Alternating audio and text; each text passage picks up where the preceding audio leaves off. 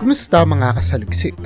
Ang Pilipinas at Israel ay may matibay na ugnayang diplomatiko na nag-ugat sa makasaysayang desisyon ng Pilipinas na suporta ng pagkakatatag ng Estado ng Israel noong 1947. Sa kasalukuyan, sa harap ng patuloy na tensyon at digmaan sa pagitan ng Israel at mga militanteng grupo tulad ng Hamas, muling ipinapakita ng Pilipinas ang kahandaan nitong magbigay ng suporta sa Israel. Ang pagtulong na ito ay hindi lamang bunga ng diplomatikong relasyon, kundi pati na rin ang pagkilala sa mga Pilipinong naninirahan at nagtatrabaho sa Israel na direktang naapektuhan ng kaguluhan. Ayon sa ulat ng GMA News, nangako ang Israel na tutulungan ng pamilya ng 4 na Pilipinong nasawi sa pag-atake ng Hamas na nagpapakita ng malalim na pagkakaibigan at kooperasyon sa pagitan ng dalawang bansa. Ang ugnayan ng Pilipinas at Israel ay nagsimula noon pang 1947 nang ang Pilipinas ay naging tanging bansa na Asyano na bumoto pabor sa United Nations Resolution 181 na nagre-rekomenda ng paghahati ng Palestine upang lumikha ng isang estadong Hudyo. At ito nga ang Israel. Ang desisyong ito ay nagbigay daan sa pagkakatatag ng Estado ng Israel noong 1948. Ang boto ng Pilipinas ay itinuring na isang mahalagang hakbang sa pagkilala sa soberanya ng Israel at naglatag ng pundasyon para sa matibay na relasyon ng dalawang bansa. Noong 1957, formal na tinatag ang diplomatikong relasyon ng Pilipinas at Israel na sinundan ng pagbubukas ng mga embahada sa Tel Aviv at Maynila noong 1962. Mula noon, nagkaroon ng iba't ibang kasunduan sa larangan ng kalakalan, kultura at teknikal na kooperasyon na nagpapatibay sa ugnayan ng dalawang bansa. Ang makasaysayang desisyon ng Pilipinas na suporta ng pagkakatatag ng Israel ay hindi lamang nagpakita ng diplomatikong suporta, kundi pati na rin ang malasakit sa mga Hudyo na tumatakas mula sa pag-uusig noong ikalawang digmaang pandaigdig. Sa ilalim ng pamumuno ni Pangulong Manuel L. Quezon, binuksan ng Pilipinas ang pintuan nito para sa mga Hudyo na nagbigay ng kanlungan sa mahigit 1,300 Hudyo mula 1937 hanggang 1941. Ang hakbang na ito ay nagpapakita ng malalim na pakikipagkapwa-tao at pagkilala sa karapatang pantao na naging pundasyon ng matibay na relasyon ng Pilipinas at Israel hanggang sa kasalukuyan. Sa paglipas ng panahon, ang relasyon ng dalawang bansa ay patuloy na lumalalim na may mga kasunduan sa iba't ibang larangan tulad ng agrikultura, teknolohiya at seguridad. Ang patuloy na kooperasyon at pagkakaibigan ng Pilipinas at Israel ay nagpapakita ng kanilang dedikasyon sa pagpapanatili ng kapayapaan at kaunlaran sa kani-kanilang rehiyon.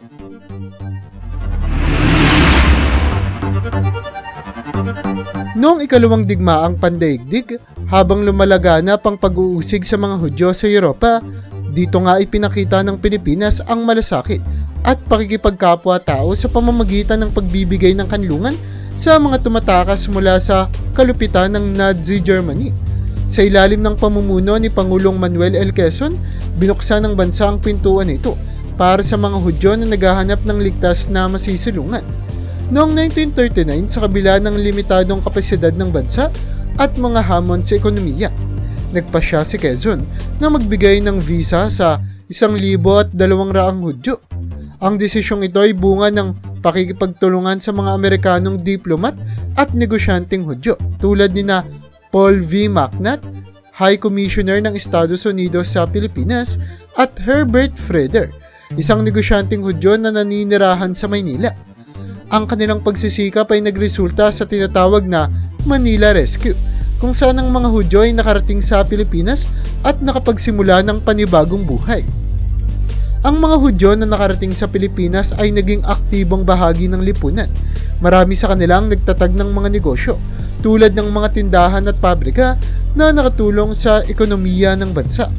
Ang iba naman ay nag-ambag sa larangan ng sining at kultura na nagpayaman sa kultura ng Pilipinas. Ang kanilang presensya ay nagpatibay sa multicultural na aspeto ng lipunan at nagpakita ng kakayahan ng mga Pilipino na tanggapin ang mga dayuhan sa kanilang bayan. Ang desisyon ni President Quezon na tanggapin ng mga Hudyo ay hindi lamang isang hakbang ng pakikipagkapwa-tao, kundi pati na rin ang matapang na liderato sa kabila ng posibleng negatibong reaksyon mula sa iba't ibang mga bansa at mga hamon sa loob ng bansa. Nanindigan si Quezon sa kanyang paniniwala na ang Pilipinas ay dapat maging kanlungan para sa mga nangangailangan. Ang kanyang mga salita na, quote-unquote, "It is my hope and indeed my expectation that the people of the Philippines will have in the future every reason to be glad that when the time of need came, their country was willing to extend a hand of welcome." Ito ay nagpapakita ng kanyang malasakit at determinasyon na tulungan ng mga Hudyo sa panahon ng kanilang pangangailangan. Ang tinatawag na Manila Rescue ay isang mahalagang bahagi ng kasaysayan ng Pilipinas at Israel.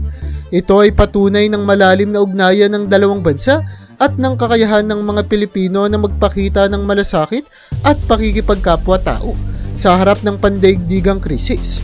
Ang kwentong ito ay patuloy na nagbibigay inspirasyon sa mga susunod na henerasyon na magpakita ng kabutihan at malasakit sa kapwa, anumang lahi o relihiyon.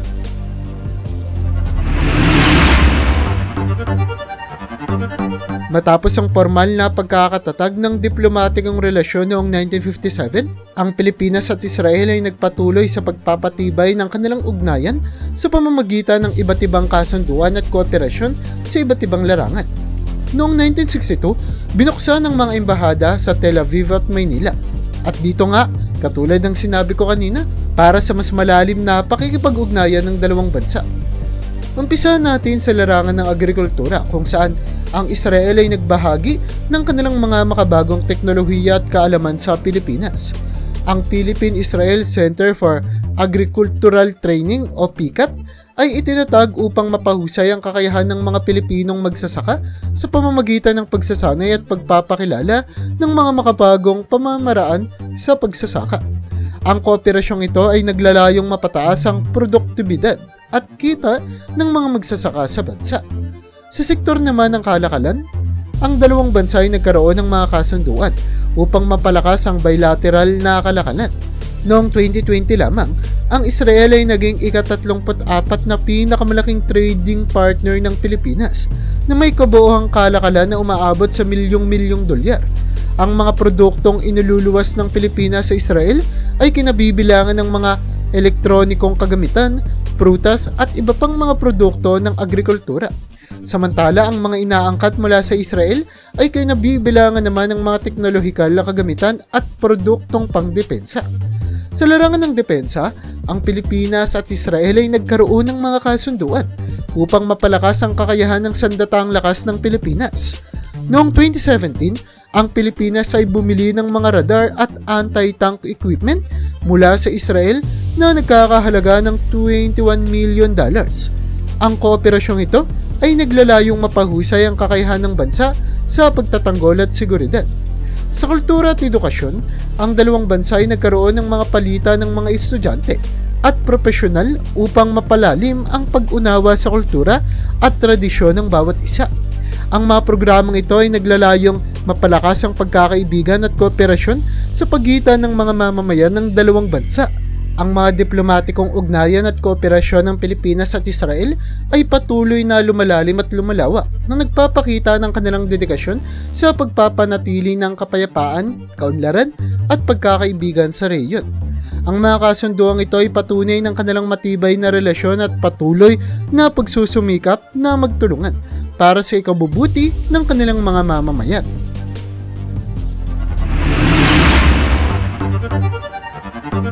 Noong 2021, sa gitna ng pandaigdigang pandemya ng COVID-19, humingi ng tulong ang Pilipinas sa Israel upang mapabuti ang kanilang programa sa pagbabakuna. Dahil sa matagumpay na rollout ng bakuna sa Israel, kung saan higit sa kalahati ng populasyon ang nabakunahan, naghangad ang Pilipinas na matuto mula sa kanilang karanasan. Noong Hunyo 2021, dumating sa Pilipinas ang 3 eksperto mula sa Israeli Ministry of Health upang magbahagi ng kanilang kaalaman at karanasan ng epektibong pagbabakuna. Kabilang sa mga eksperto ay sina Avraham Ben Zaken, Adam Nicholas Segal at Daphna Segol. Ang kanilang pagbisita ay naglalayong magbigay ng mga estratehiya sa tamang paghawak at distribusyon ng mga bakuna, partikular na ang mga sensitibong bakuna tulad ng Pfizer at Moderna. Sa kanilang 5 araw na pagbisita, nakipagpulong ang mga Israeli experts sa mga opisyal ng Department of Health o DOH at National Task Force Against COVID-19 o NTF. Tinalakay nila ang mga pamamaraan sa paghawak ng cold chain logistics, pag-set up ng mga vaccination sites at mga estratehiya upang mapataas ang kumpiyansa ng publiko sa pagbabakuna. Ang mga session ay nagbigay daan sa mga lokal na opisyal na maunawaan ang mga hamon at solusyon na naranasan ng Israel sa kanilang pagbabakuna. Bukod dito, nagbahagi rin ang mga eksperto ng kanilang karanasan sa paggamit ng teknolohiya upang masubaybayan ang progreso ng pagbabakuna at matiyak ang kaligtasan ng mga bakuna. Ipinakita nila kung paano nila ginamit ang data analytics upang makagawa ng mga desisyon batay sa ebidensya na nakatulong sa mabilis at epektibong rollout ng bakuna sa kanilang bansa. Ang kooperasyong ito ay nagpatibay sa relasyon ng Pilipinas at Israel na nagpapakita ng kahandaan ng dalawang bansa na magtulungan sa harap ng pandaigdigang krisis. Ang mga aral na natutunan mula sa Israel ay naging mahalaga sa pagpapabuti ng sistema ng pagbabakuna ng Pilipinas na naglalayong maprotekta ng kalusugan ng mga mamamayan nito at mapabilis ang pagbangon mula sa pandemya.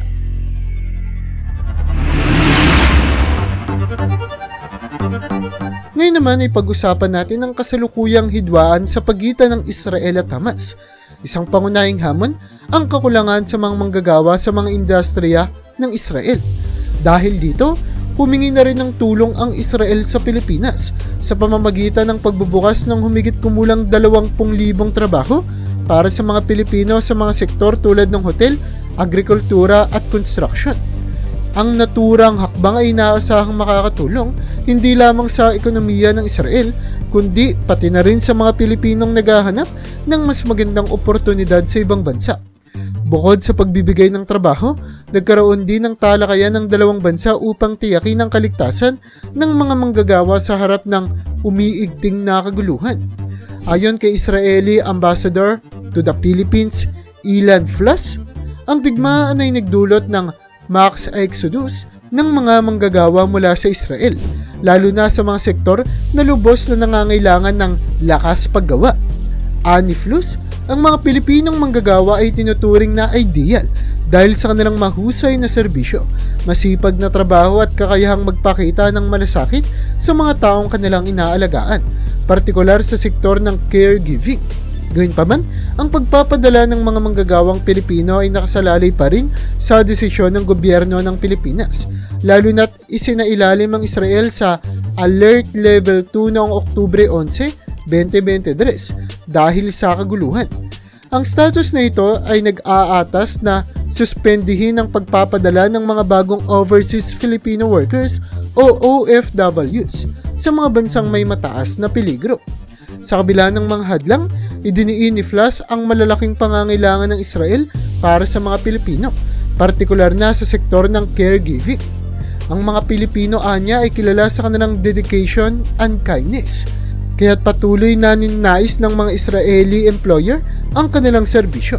Bukod dito, malaking tulong din ng mga Pilipinong manggagawa sa iba pang sektor gaya ng agrikultura at construction na parehong naapektuhan ng kakulangan sa lakas paggawa dulot ng kaguluhan. Pinuri rin ni Flas ang kakayahan ng mga Pilipino sa Ingles na isang mahalagang aspeto sa pagtatrabaho sa Israel. Ayon kay Labor Secretary Benevido Laguesma, ang pagbubukas ng 20,000 trabaho sa Israel ay isang napakalaking oportunidad para sa mga Pilipino. Sinabi rin niya na patuloy nilang pinangangalagaan ang kaligtasan ng mga Pilipino sa anumang destinasyon ng trabaho sa labas ng bansa. Pinag-aaralan na rin ng Philippine Overseas Employment Administration o POAWA at Department of Migrant Workers o DMW ang posibilidad na baguhin ang mga panuntunan kung sakaling bumaba ang antas ng alerto sa Israel. Ang mga alok ng trabaho sa Israel ay hindi lamang limitado sa mga skilled labor, kundi pati na rin sa mga trabaho sa healthcare at serbisyo. Sa konteksto ng kasalukuyang digmaan, iniulat din na mahigit 10,000 foreign workers ang umalis ng Israel mula nang magsimula ang kaguluhan noong Oktubre 7, 2023. Ang pagkawala ng mga manggagawa, pati na rin ang pagbabawal sa 20,000 Palestinian workers mula sa Gaza at West Bank na magtrabaho sa Israel ay nagdulot ng malaking kakulangan sa kanilang workforce. Upang punan ang pangangailangang ito, umaasa ang Israel na ang mga Pilipino na kilala sa kanilang profesionalismo at kasipagan ang makakatulong na makapagbigay ng solusyon sa krisis sa paggawa.